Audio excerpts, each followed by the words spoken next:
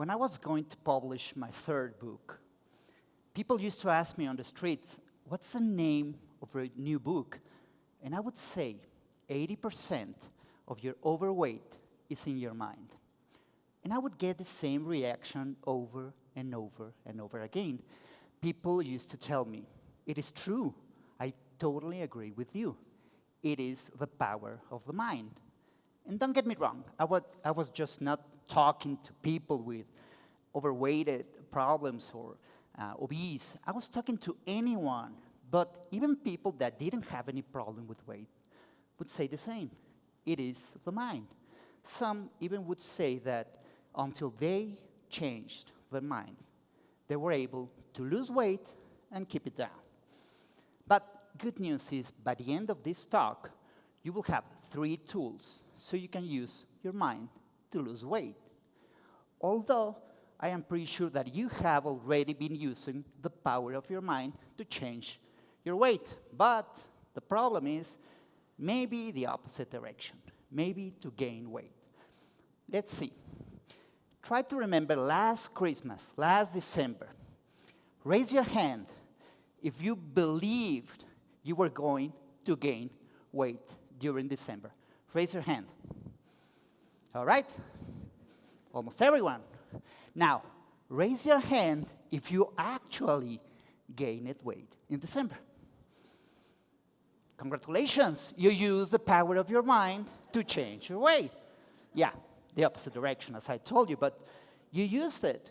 And you know something, when you step on the scale in January and you say, I knew it. Of course you knew it.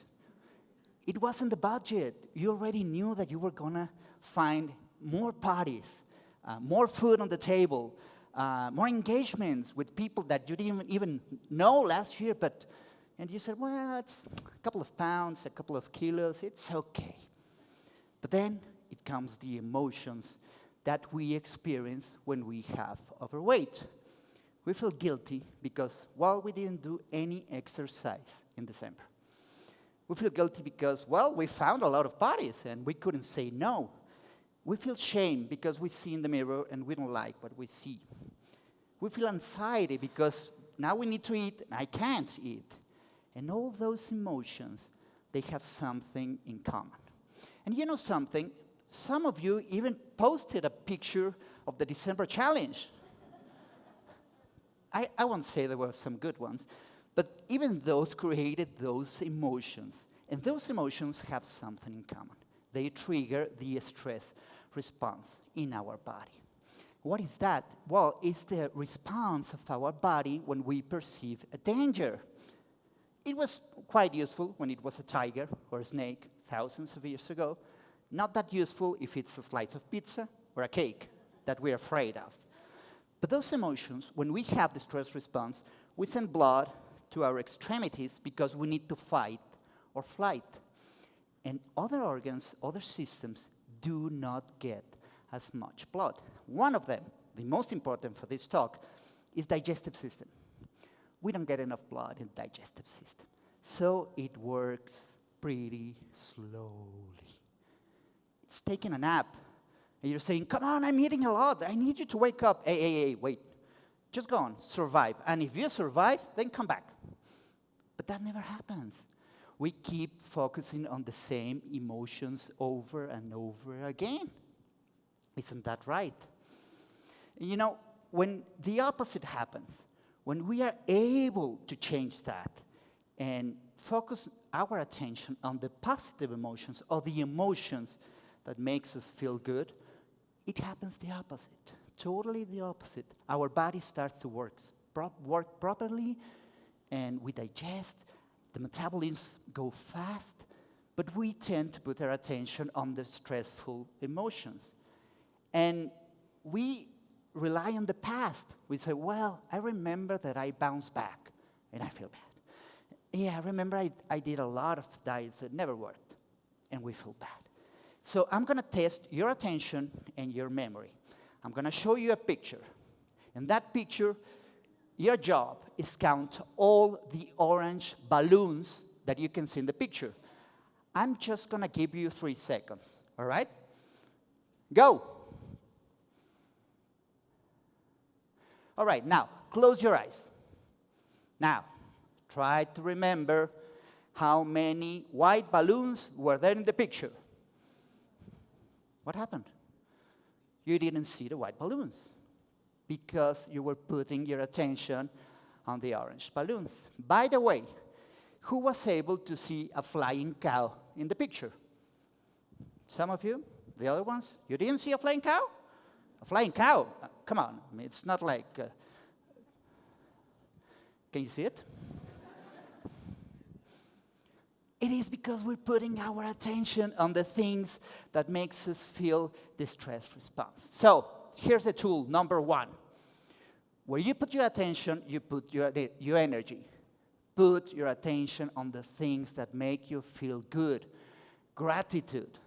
When we put our attention on gratitude, more of that shows up.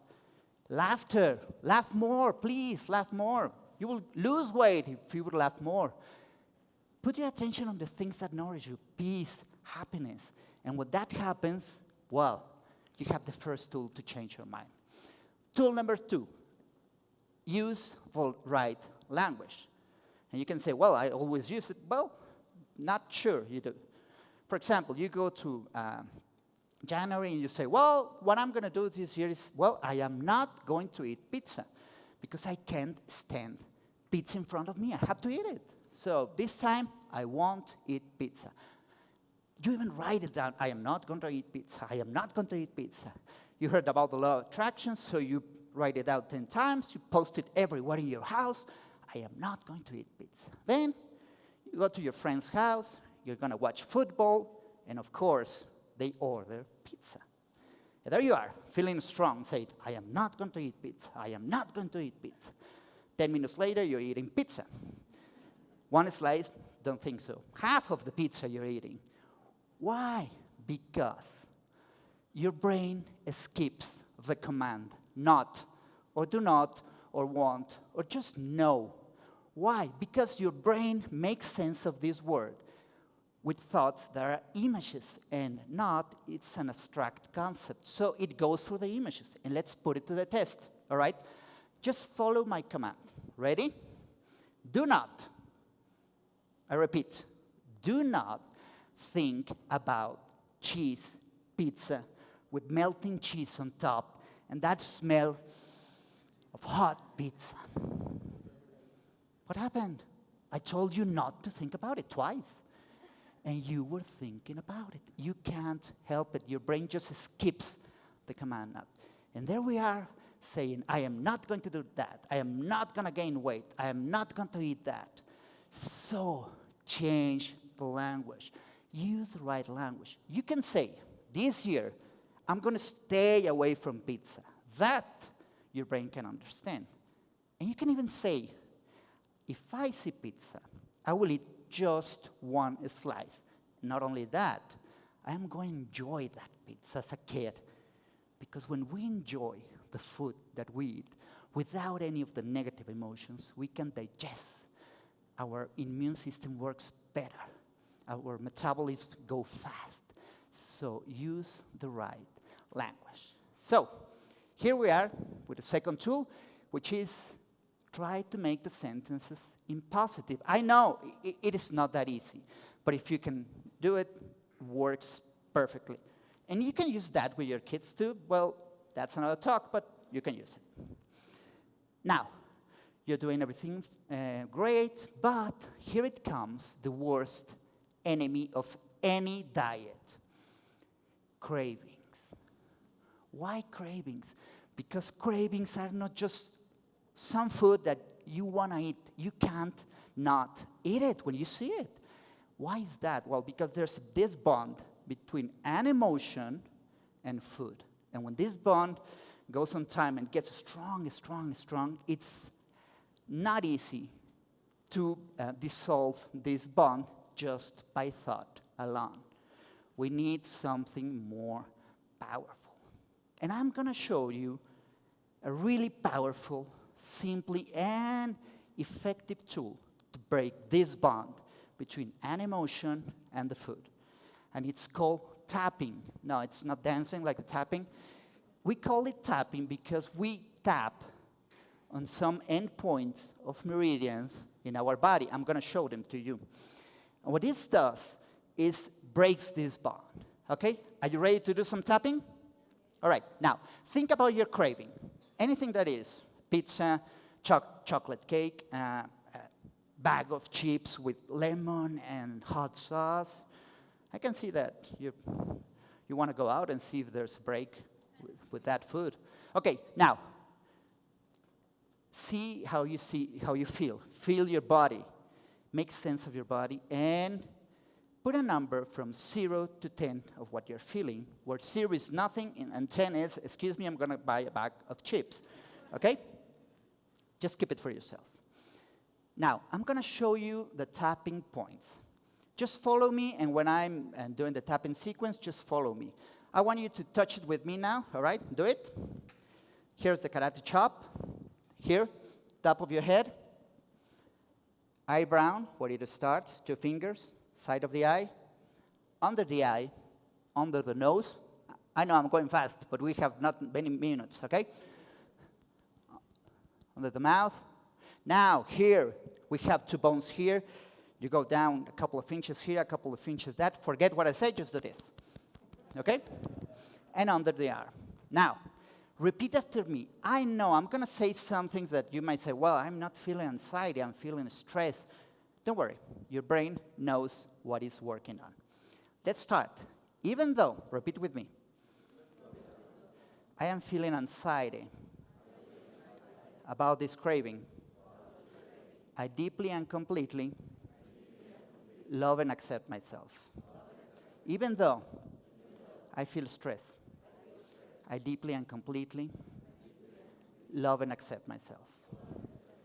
Even though I wasn't thinking about it, now I'm thinking about it. I deeply and completely love and accept myself. Top of your head. This anxiety, I am feeling in my entire body because of this food. I love this food. I really love it. But I feel anxiety. I would like to eat it without this emotion and have a choice to eat it and enjoy it without this emotion. I choose to feel free. I choose to feel fine. I feel good. I really feel good. Wow, I feel good. I feel peace. I really feel good. I feel good. I feel good. And last one, I feel good. Now, breathe. Now, remember the number you had. For most of you, there's a big chance that it just came down. If you were not able to put it to 0, you can repeat these sequences anytime. You can learn this technique for yourself, and it will help you every time. But now you have a choice. You know that you have a choice about your craving. It's not just a bond. It's a choice that you have. You can use tapping to do that. You can use the right language to that. And you can choose to put your attention on gratitude, on happiness, on laughter, on peace, on the things that make you feel good and that will help you lose weight. But it is a choice, and no one is going to take that choice but you. But if you take that choice, one thing I am sure, really sure about, when you change your mind, you can change your weight. But most important, you will transform your life. Thank you very much.